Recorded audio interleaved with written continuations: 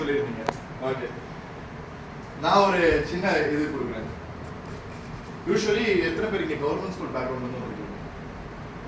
1 2 3 4 5 6 7 8.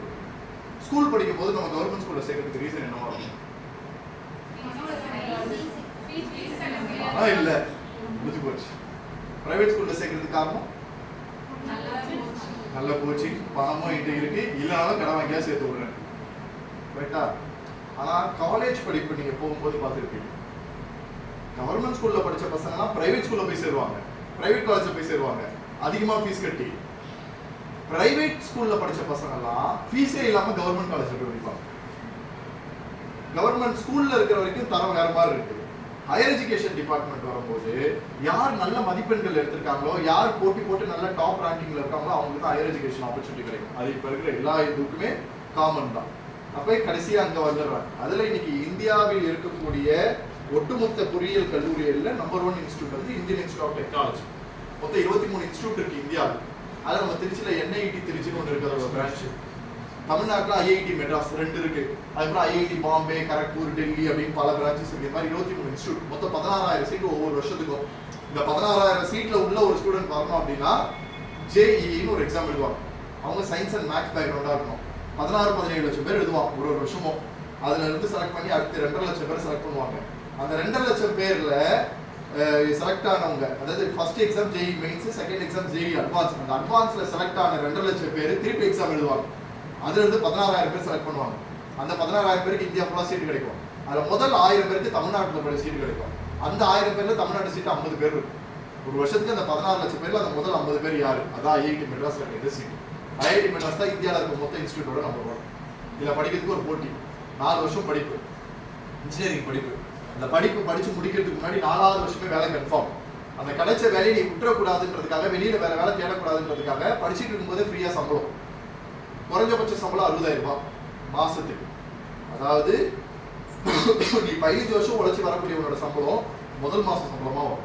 ஒரு வருஷத்தோட சம்பளம் 7 லட்சம் 8 லட்சம் ரூபாய் குறைஞ்சபட்சம். நான் சொன்னது வெளியில போன டாப்ல பிரில்லியண்டா இருக்கக்கூடிய அந்த நம்பர் 1, 2, 3 ரேங்கிங்ல இருக்கவங்களோட சம்பளம் 1 to 1.5 கோடி ரூபாய் ஒரு வருஷத்துக்கு. குறைஞ்சபட்ச சம்பளம் மாசம் 10 to 12 லட்சம் ரூபாய் அவனுக்கு.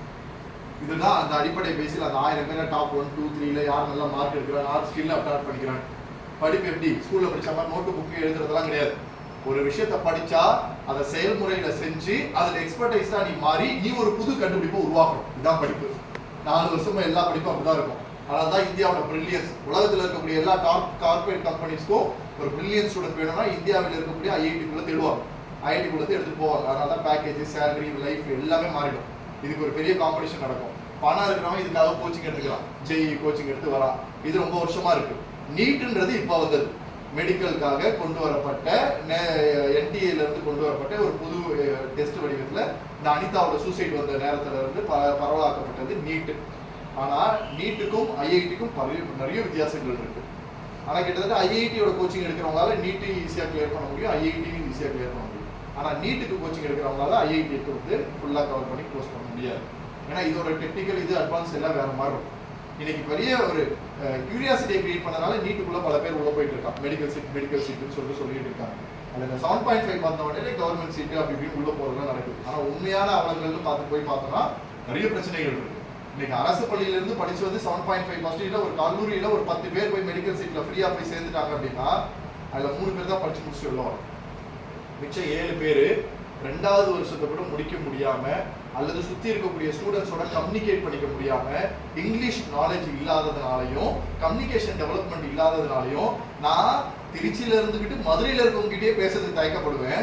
நான் திருச்சியில இருந்துகிட்டு டெல்லியில இருக்கிற ஒருத்தவங்க என் பக்கத்துல இருக்கிறவங்க நான் பேசணும் அப்படின்னா எப்படி பேச முடியும்னு கடைசி வரைக்கும் பேசாமலே அவன் வாழ்க்கையை முடிச்சுக்கிட்டு இருக்கவங்க தான் அதிகம். இதுதான் நான் பார்த்துட்டு இருக்கோம். IIT-லையும் கிட்டத்தட்ட அதே தான். ஏன்னா இன்னைக்கு இருக்கக்கூடிய கல்வியில பிள்ளைகள் கத்துக்க வேண்டியது நிறைய இருக்கு. ஸ்கூல்ல படிக்கிற எக்ஸாம் படிச்சுட்டு பாஸ் ஆகிட்டு வந்துட்டா மட்டும் லைஃப் முடிச்சிடாது. மார்க் எடுக்கிற 600க்கு 600 மட்டும் உன் லைஃப் டிசைட் பண்ணாது. நீ என்ன ஸ்கில் கத்துக்கிற, நீ வேலை பார்க்கக்கூடிய விஷயத்துல, பயணிக்கக்கூடிய ஒரு விஷயத்துல உன்னால என்ன விஷயங்களை அடாப்டிவா எடுத்துட்டு வந்து நீ அதில் எக்ஸ்பர்டைஸ்டா ஆக முடியுதுன்றதை வச்சுதான் இந்த உலகம் உனக்கான வாய்ப்புகளை உருவாக்கும். அப்படி உருவாக்குற ஒரு வாய்ப்பு படிப்புல இன்ஜினியரிங்க்கு IIT, மெடிக்கலுக்கு நீட்டு, இது ரெண்டும் தவற விட்டவர்களுக்கு இன்ஜினியரிங், ஆர்ட்ஸ் அண்ட் சயின்ஸ், இது ரெண்டுலயும் உள்ள வந்தவர்கள் இந்த மாதிரி பல்வேறு கம்பெனில வேலை பார்த்தாங்கன்னா அதுல யார் எக்ஸ்பர்டைஸ்ட் ஆகுறாங்களோ, இப்ப நான் சொல்லி கொடுத்த டாக்டிக்ஸ் எல்லாம் யார் ஸ்கில்டா எடுத்துக்கிறாங்களோ அவங்களால மட்டும்தான் அதை சாதிக்க முடியும். எத்தனை பேருக்கு ஜஸ்ட் டைல் கேள்விப்பட்டிருக்கீங்க? ஒண்ணு இருக்கிறதுலே டஃபஸ்ட் டெலிகாலிங் வேலைனா எங்கன்னு போய் தேடணும், நீங்க ஜஸ்ட் டைல் தான் சேரணும். ஜஸ்ட் டைலோட டெலிகாலிங் வேலையை நீங்க ஹேண்டிலே பண்ண முடியாது. ஜஸ்ட் டைல் அப்படின்றது வந்து ஒரு சர்வீஸ், ஒரு போர்ட்டல் சர்வீஸ். அந்த சர்வீஸ் எப்படின்னா, நீ கால் பண்ணி சார் எனக்கு வந்து ஒரு ஹோட்டல் தேவை அப்படின்னா நீங்க எங்கே சார் இருக்கீங்க, எந்த லொகேஷன் பக்கத்துல இருக்கீங்க அப்படின்னு கேட்பாங்க. நான் இந்த ஏரியா இந்த லொகேஷன் சொன்னா உங்க ஏரியால பக்கத்துல இருக்க ஹோட்டல் அட்ரஸ், ஃபோன் நம்பர் அனுப்புற பார்த்து வாட்ஸ்அப்ல அனுப்பிச்சிருவாங்க, அல்லது மெயில் அனுப்பிச்சிருவாங்க, அல்லது மெசேஜ்ல அனுப்பிச்சிருவாங்க. இதான் ஜஸ்ட் டைலோட வேலை. இந்த மாதிரி இந்தியா ஃபுல்லா இருக்க எல்லா பிசினஸ்மே, ஹோட்டல் மட்டும் இல்லை, உங்களுக்கு என்ன தேவை வேணாலும் உடனே கால் பண்ணலாம். பிளம்பர் வேணா கால் பண்ணலாம், இன்ஜினியர் வேணா கால் பண்ணலாம், சிஸ்டம் ஒர்க் ஆகலாம் கால் பண்ணலாம், கரண்ட் ஒர்க்ல கால் பண்ணலாம். எல்லாத்துக்கும் உங்களுக்கு அதுக்கான டேட்டா பேஸ் வச்சிருப்பாங்க. அந்த டேட்டா பேஸை நமக்கு கொடுப்பாங்க. அதுக்கான ஒரு கால் சென்டர் ஹேண்டில் பண்றாங்க. இது just it's a service based portal. But பின்னாடி என்ன நடக்கும்னா, இந்த நம்பர் 8 பேரோட நம்பரை கொடுக்குறாங்கல்ல, இந்த 8 பேர் நம்பர்ல உன் ரெஸ்டாரண்ட் நான் கொடுக்கணும் எனக்கு காசு அப்படின்னு கேட்பாங்க. அதுக்கு டெலிமார்க்கெட்டிங் ப்ரொஃபஷன்ஸ் ஹையர் பண்ணுவாங்க. அவங்கள வச்சு அந்த கஸ்டமர் கிட்ட பேச வைப்பாங்க. உனக்கு நான் பிசினஸ் கொடுக்கணும்னா நீ எனக்கு காசு கொடுன்னு கேட்பாங்க. இந்த மாதிரி அதுல ஒரு டீம் இருக்கும். ஏ, பி, சி, டி, இன்னு ஒரு 8-9 டீம் வச்சிருப்பாங்க.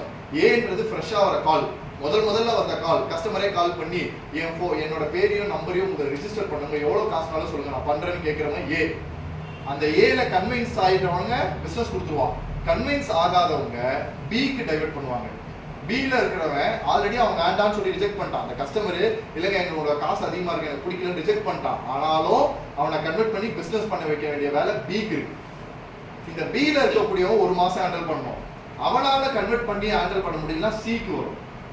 சில கன்வெர்ட் பண்ண முடியாதவன் டிக்கு வரும். டில கன்வெர்ட் பண்ண முடியாத ஈல வரும்னு கடைசியில ஒரு எச்சில் வந்து ஒரு டீமுக்கு வந்து நிற்கும். 7வது 8வது டீமுக்கு வந்து நிற்கும். இந்த வேலைக்கு புதுசா போய் சேர்றவனுக்கு எடுத்தவனே கால் பேசி இந்த மாதிரி கன்வின்ஸ் பண்ணக்கூடிய டாஸ்க் கிடைக்குமா, அல்லது நீ வந்து வேலைக்கு சேர்ந்தனா வேலையே வேணாண்டா அப்படின்னு ஓடக்கூடிய அளவுக்கு இருக்கக்கூடிய 1000 பேர் பேசினா அந்த கஸ்டமரோட கால் கிடைக்குமா? யாரு கிடைக்கும்? இப்போ நீங்க போய் ஜஸ்ட் டைல போய் சேர்றீங்க அப்படின்னா உங்களுக்கு ஏ காலிங் கொடுப்பாங்களா இல்ல ஹெச் காலிங் கொடுப்பாங்களா? ஆனா ஜஸ்ட் டைல ஹெச் காலிங் தான் கொடுப்பாங்க. ஒண்ணு ஜெயிச்சு ஏ டீமுக்கு போ, இல்லைன்னா வெளியே விட்டு வெளியில போ, இதான் உன்னோட லைஃப் அப்படின்றத ஜஸ்ட் டிசைட் பண்ணிடும். ஹெச் காலிங்ல நீ உள்ள போய் முதல் கால் பேசும்போது அந்த கஸ்டமர் கிட்ட 1000 டெலிகாலர் பேசியிருப்பாங்க. ஒரு நாளைக்கு 7 டெலிகாலர் பேசியிருப்பாங்க. அப்படி பேசி பேசி கன்வின்ஸ் ஆக முடியாம எனக்கு வேணவே வேணாம் திட்டின அந்த கஸ்டமரை நீ ஒரு மாசத்துல 10 கஸ்டமர் கன்வெர்ட் பண்ணிட்டா நீ அடுத்த இடத்துக்கு ப்ரொமோட் ஆகும். ஹெச்ல இருந்து முன்னாடி போவ, டிக்கு போவ, அப்புறம் சிக்கு போவ, அப்புறம் பிக்கு போவ, அதுக்கப்புறம் தான் ஏக்கு போக முடியும். இதான் உன்னோட ப்ரொமோஷன் லெவல். அந்த இடத்துல தான் என்னோட இண்டஸ்ட்ரி ஸ்டார்ட் ஆச்சு. நானும் ஒரு டெலிகாலரா இருந்து ஸ்டார்ட் பண்ணவும் தான் இந்த இண்டஸ்ட்ரி.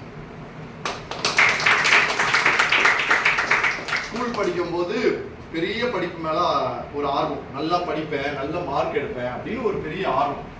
அதே சமயம் ஃபினான்ஷியலி என்னோட ஃபேமிலி அஃபோர்டபுளா இல்லை.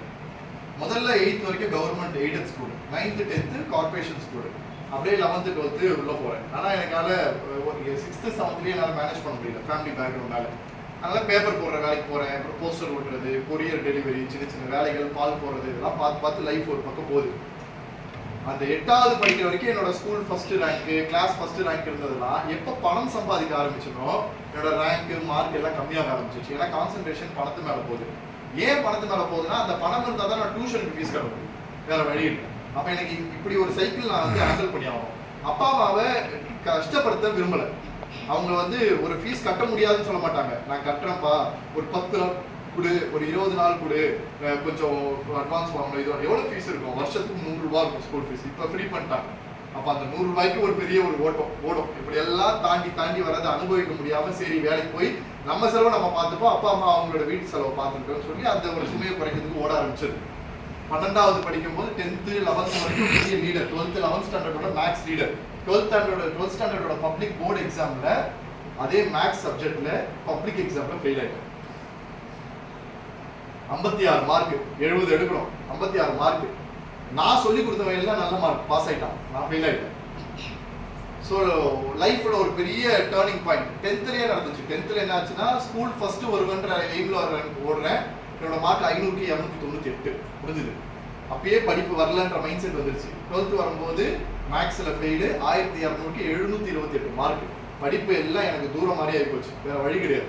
அப்போ ஃபர்ஸ்ட் என்னோட காலிங் ப்ராசஸ் ஸ்டார்ட் பண்ணும்போது 12th முடிக்கிறதுக்கு முன்னாடியே ஒரு வேலை கொடுக்கணும்னா அது வந்து ரெக்கக்னைசேஷன் ஒர்க்காலாம் கிடைக்காது, ஏதோ ஒரு வேலை கிடைக்கும். எனக்கு கிடைச்சது கொட்டாக்ல இன்சூரன்ஸ் கம்பெனில இன்சூரன்ஸ் பாலிசி எடுக்கிற வேலை. அதுக்கு சம்பளம் 4125 ரூபாய். இந்த 4125 ரூபாய் வரணும்னா நான் மாசம் 1 லட்சம் ரூபாய்க்கு டார்கெட் பண்ணணும். 1 லட்சம் ரூபாய்க்கு டார்கெட் பண்ணா சம்பளம், இல்லைன்னா கிடையாது. இன்னைக்கு இண்டஸ்ட்ரி ஃபிக்ஸ் ஆயிடுச்சு, அன்னைக்கு இண்டஸ்ட்ரிலாம் ஃபிக்ஸடா கிடையவே கிடையாது. ஓட விடுவாங்க, அப்படியே பேச ஆரம்பிப்பேன். நான் கஷ்டப்பட்டு பேசி ஒரு காலை கொடுத்தனா மார்க்கெட்டிங் ரெப்பு போய் கன்வெர்ட் பண்றாங்கன்னு பார்த்தா அவன் கன்வெர்ட் பண்ண மாட்டான், அவன் கிட்ட இருந்து வராது. நிறைய பேர் சொல்றதெல்லாம் அந்த மார்க்கெட்டிங் ரெப் கன்வெர்ட் ஆகல அப்படின்னா கிளைண்ட் சரியில்லை, இது பண்ணல, ஒத்துக்கல அப்படின்னு வந்துருவாங்க, எல்லாம் ஒத்துப்பாங்க. ஆனா நான் ஒத்துக்க மாட்டேன். நான் பேசி ஒரு கன்வெர்ட் ஆனவன் கன்வெர்ட் ஆயிட்டான், அவன் போனா பணம் கொடுக்குறவனா தான் இருப்பான், அங்க உட்காந்து பேசுறவனா இருக்க மாட்டான்னு எனக்கு ஒரு நம்பிக்கை. பெரிய பிளஸ் அடிஷனலா ஒரு ரெஸ்பான்சிபிலிட்டி வாங்கி நானே என் காலை போய் கன்வெர்ட் பண்ணிக்கிறேன், நானே ஃபீல்டுக்கு போய் பார்த்துக்கிறேன், நானே போய் எடுத்துக்கிறேன். எனக்கு என் டார்கெட் முடிச்சாதான் சம்பளம் வரும், இல்லைன்னா நான் கோவாக்கு என்ன பண்ண முடியும் அப்படின்ட்டு ஃபீல்டுக்குள்ள ஓடி நானே போய் எடுக்க ஆரம்பிக்கிறது, பண்ண ஆரம்பிக்கிறதுலாம் போக ஆரம்பிச்சேன்.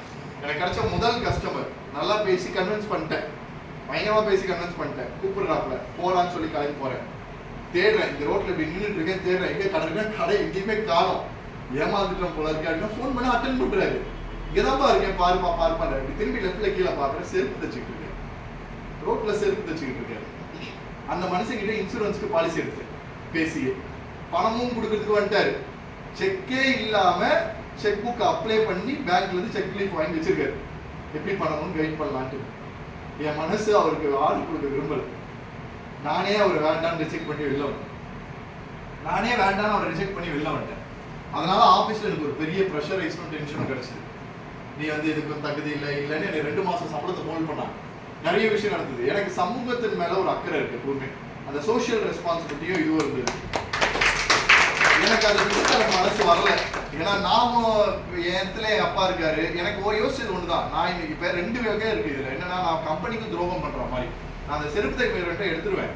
மாசம் 2500 ரூபாய் ஸ்கீம், அவன் இந்த மாசம் 2500 ரூபாய் கொடுத்துருவான், அடுத்த மாசம் 2500 ரூபாய் தரலனால நான் கம்பெனிக்கு ரெஸ்பான்சிபிலிட்டி தானே. அப்ப கம்பெனியும் நான் ஏமாத்தல, எனக்கு செக் வேணுன்றதுக்காக டார்கெட் முடிக்கணுன்றதுக்காக ஒரு மனுஷனையும் ஏமாத்த முடியாது, என் கம்பெனியும் ஏமாத்த முடியாது, ரெண்டுத்துக்கும் நான் நியாயமா இருக்கும். ஸோ அதனால அந்த இடத்துல இருந்து விலகிறேன். அப்ப அவங்க வந்து என்னை வேலை விட்டு போன்றாங்க, சான்ஸ் கொடுங்கன்னு சொல்றேன். சரி இன்னொரு வாய்ப்பு எடுத்துக்கிறேன். ஆனா அப்பதான் டிசைட் பண்றேன், நம்ம எடுக்கக்கூடிய கஸ்டமர் யாரா இருக்கணும், யாரும் அப்ரோச் பண்ண போறோம், யாருக்கு இது தேவைப்படும். நான் இன்சூரன்ஸ் பாலிசி எடுக்கிறேன் அப்படின்னா அவன் டாக்ஸ் ஹோல்டரா இருக்கும். டாக்ஸ் ஹோல்டரா இருந்தானா அவன் கொடுக்குற 2500 ரூபாய்க்கு வரி விலக்கு கிடைக்கும். அப்ப அவனுக்கு ஒரு பெரிய ஒரு போனஸ் மாதிரி, ஒரு 5 லட்ச ரூபாய் சம்பாதிக்கிறவனுக்கு இந்த பாலிசியை கொடுத்தனா அவன் 2500 ரூபாய் கவர்மெண்ட்டுக்கு டாக்ஸ் கட்டுறதுக்கு பதில் நம்மளுக்கு கட்டி போவான், அந்த 2000 ரூபாய் அவனுக்கு அது மைனஸ் ஆகும். அப்ப இப்படி அதை யோசிச்சு ரிவர்ஸ் டெக்னாலஜியை திங்க் பண்ணி அப்புறமா டார்கெட் அச்சீவ் பண்ண ஆரம்பிச்சு அது வந்து வரேன். அதுக்குள்ள 12வது எப்படியாவது முடிக்கணும்னு அட்டம் எழுதி 2 அட்டம்ப்ட்ல ஃபெயில் ஆகி 3வது அட்டம்ப்ட்ல எப்படியோ பாஸ் ஆயிடுச்சு.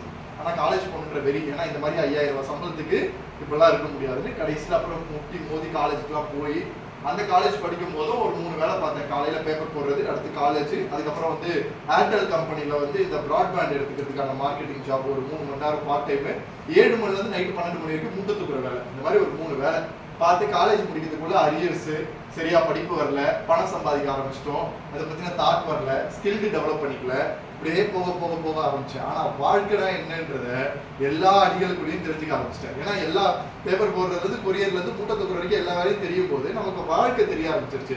இந்த வாழ்க்கையோட அனுபவங்கள் எனக்கு நிறைய விஷயத்த கத்துக் கொடுத்துச்சு. கத்துக் கொடுத்த விஷயங்கள்ல இருந்து தெரிஞ்சுக்கிட்ட ஒரே ஒரு விஷயம் என்னன்னா, படிப்பை சரியா படிச்சுக்கணும், அப்படி இல்லைன்னா படிப்பை புரிதலோட அணுகக்கூடிய முறையை கத்துக்கிட்டு அதுல நான் யாருன்றதை டெவலப் ஆனோம் அப்படின்னா இந்த இண்டஸ்ட்ரியை மாற்றக்கூடிய எக்ஸ்பர்டைஸ்ல நான் மாற முடியும்ன்றது எனக்கு தெரிஞ்சு அதற்கான என்னோட விஷயங்களை பண்ண ஆரம்பிச்சேன். தொடர்ந்து 6-7 வருஷம் போட்டேன் எஃபர்ட்ஸ். அதுக்கப்புறமா MBA கரஸ்பாண்டன்ட்ல போட்டேன். வரவே முடியாதுன்னு நினைச்ச MBAல காலேஜில் ஃபுல் டைமா படிச்சு கூட வர முடியாது என்னோட மார்க். MBAல ஒரே டைம்ல ஆல் கிளியர்ல ஃபர்ஸ்ட் கிளாஸ்ல என்னால பாஸ் பண்ண முடிஞ்சது. அப்பதான் தெரிஞ்சது லேர்னிங் இஸ் வெரி ஈஸி. நாம டிசைட் பண்ற வரைக்கும் லேர்னிங் எல்லாமே இந்த உலகத்துல ஈஸி தான் நாம நினைக்கிற வரைக்கும். நம்ம நினைக்காம இது கஷ்டமா இருக்கும், மற்றவங்களோட எக்ஸ்பீரியன்ஸ் மற்றவங்களோட எஃபர்ட்ஸ் எல்லாம் பார்க்கும்போது அவன் எவ்வளவு போட்டா நமக்கு என்ன தெரியும்.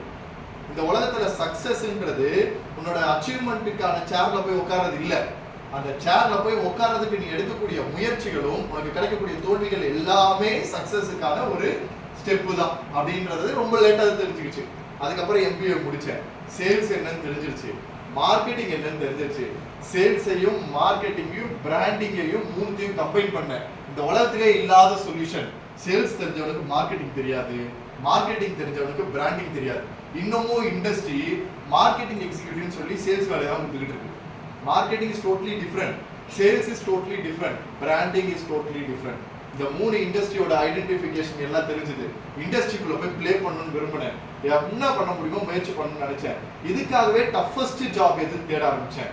சேல்ஸ் இண்டஸ்ட்ரியில இருக்கக்கூடிய எல்லா டஃபஸ்ட் ஜாப்லையும் போனேன். டெலிமார்க்கெட்டிங், மார்க்கெட்டிங் ப்ரொஃபஷன்ஸ், எல்லா சேல்ஸ் ஸ்கில்ஸ் எல்லாத்தையும் போய் ஒரு எக்ஸ்பீரியன்ஸை கேதர் பண்ணேன். டீம் ஹேண்ட்லிங் எக்ஸ்பீரியன்ஸை கேதர் பண்ணேன். இதுல இருந்து கிடைச்ச மொத்த எக்ஸ்பீரியன்ஸை வச்சுக்கிட்டேன். ஒரு பிசினஸை ஸ்டார்ட் பண்ணேன்.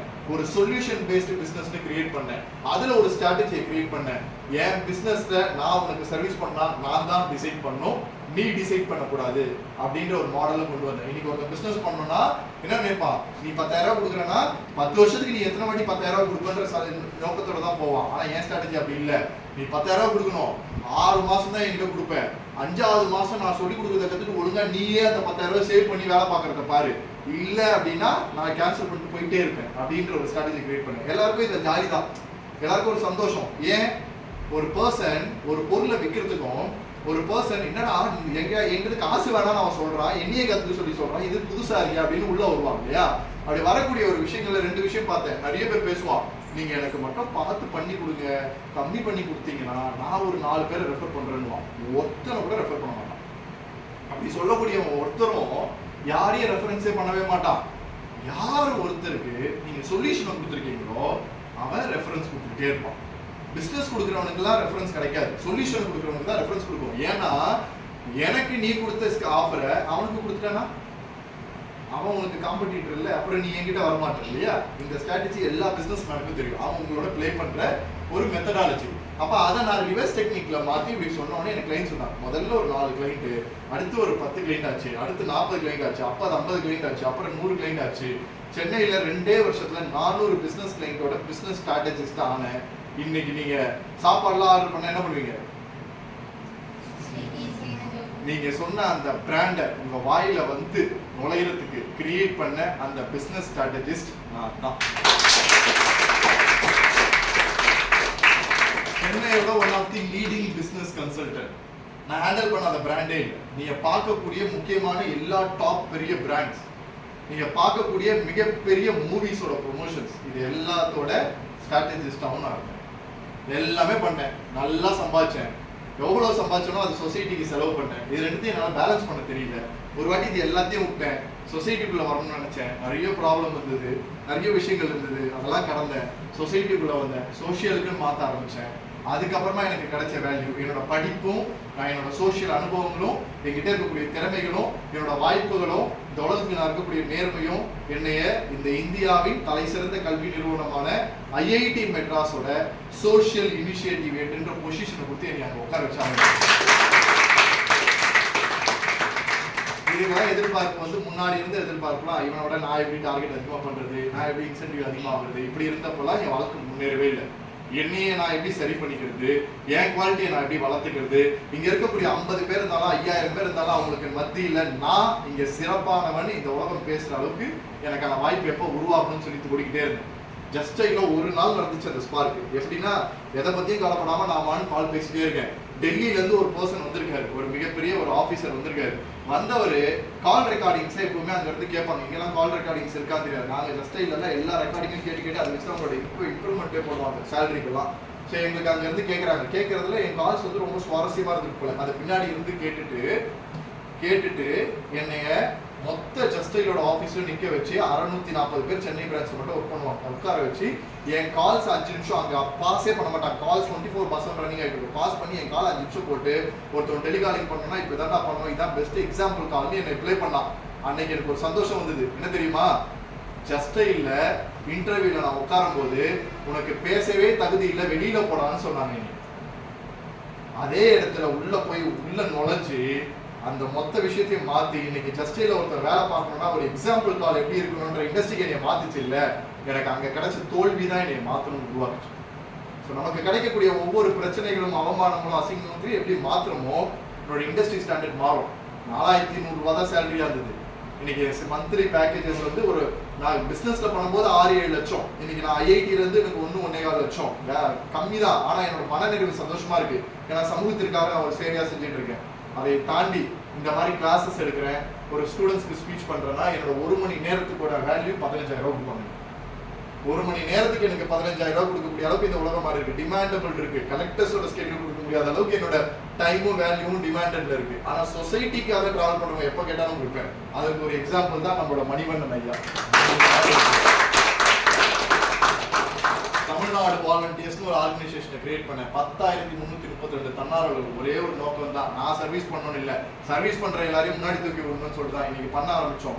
கோவிடோட ஸ்டேட் கோஆர்டினேட்டரா கவர்மெண்ட் அபிஷியலா டிக்ளேர் பண்ணிச்சு. ஒட்டுமொத்த பாஸ்டும் சைனிங் அத்தாரிட்டி எங்க கண்ட்ரோல்ல இருந்துச்சு. ஃபுல் அண்ட் ஃபுல் எல்லா ப்ராசஸுமே இருந்தது. ஒரு நாள் பேப்பர்ல நியூஸ்ல வரணுன்றதை பார்த்தேன். இன்னைக்கு என் பேரை கூகுள்ல போட்டா நான் யாருன்னு என்னை பத்தி ஜாதகம் 3 பேஜுக்கு வரும், உட்காந்து பார்ப்பாங்க. அந்த அளவுக்கு இந்த இண்டஸ்ட்ரி எனக்கு திருப்பி ரிட்டர்ன் கொடுக்க ஆரம்பிச்சது.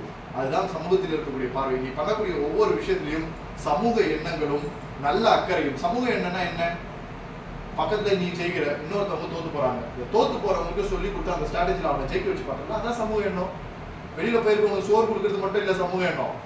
கூட இருக்கிறவங்க எல்லாருமே ஜெயிக்க வைக்க பார்க்கறது சமூக எண்ணம் தான். அது அப்படியே வளர ஆரம்பிக்கும், மெச்சூரிட்டி கிடைக்க ஆரம்பிக்கும். அந்த மெச்சூரிட்டி ஹேண்டில் பண்ண வீட்டுல நீங்க ஒரு பெஸ்ட் பர்சனா மாறுவீங்க. வீட்டுல பெஸ்ட் பர்சனா மாற ஆரம்பிச்சீங்கன்னா உங்ககிட்ட ரெஸ்பான்சிபிலிட்டி வரும். உங்ககிட்ட என்னைக்கு ரெஸ்பான்சிபிலிட்டி வருதோ, அப்பா அம்மா ஒரு டெசிஷன் எடுக்கும்போது இதை பண்ணலாமான்னு உங்ககிட்ட என்னைக்கு கேட்கிற அளவுக்கு உன்னை நீ உயர்த்திக்கிறியோ அன்னைக்கு தான் நீ வீட்டுல ஜெயிக்கிற. அந்த ஜெயிக்கிறதுக்கான மெச்சூரிட்டி நீ கிரியேட் பண்ணணும். இந்த மெச்சூரிட்டி கிரியேட் பண்ணதுக்கு அப்புறம் உலகத்துல வரணும். அடுத்து அப்பா அம்மா கேட்டதுக்கு அப்புறம் பெரியப்பா கேட்கணும். அடுத்து மாமா அத்தை கேட்கணும். யாரெல்லாம் நம்மள நீ போகாத, இதை சேர்க்காத, இதை செய்யாதுன்னு சொன்னாலும் அவங்க நம்ம கிட்ட இந்த சஜஷன் கேட்கிற அளவுக்கு நம்மளோட வாழ்க்கை வளரும் போதுதான் இதுதான் உன்னோட வாழ்க்கையோட வளர்ச்சி. அதுதான் இந்த இண்டஸ்ட்ரி உனக்கு கற்றுக் கொடுக்கும். இருக்கிறதுலே உலகத்துல இருக்க எந்த இண்டஸ்ட்ரியும் கற்றுக் கொடுக்காத ஒரு இண்டஸ்ட்ரி தான் சேல்ஸ் இண்டஸ்ட்ரி. இந்த உலகத்துல பெஸ்ட் பர்சன்ஸ் உருவாங்க. அந்த சரியான ட்ராக்ல பிடிச்சி இந்த உலகம் வந்து அப்படின்னா உன்னை உடச்சிக்கையும் அடிச்சுக்கவும் இந்த உலகத்துல யாருமே இல்லை. தேங்க்யூ.